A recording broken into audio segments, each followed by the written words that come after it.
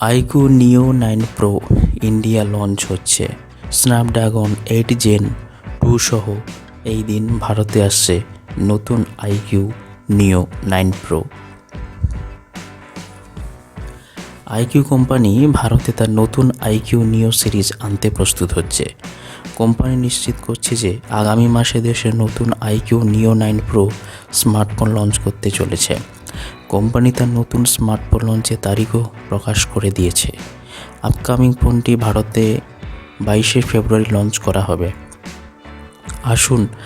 আসন্ন iQOO 9 pro এর স্মার্টফোনের কিছু স্পেসিফিকেশান জেনে নেওয়া যাক। iQOO 9 প্রো চীনে 12GB র্যাম 256GB স্টোরেজ ভেরিয়েন্টের দাম 2999 ইউনান অর্থাৎ ভারতীয় মুদ্রায় যায় 35,000 টাকা।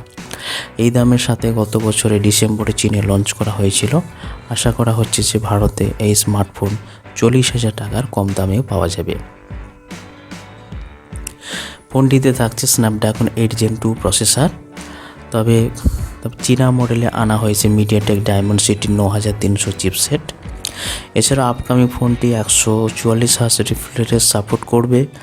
একটি 6.7 ইঞ্চি এইচডি অ্যামোলেড ডিসপ্লে থাকবে।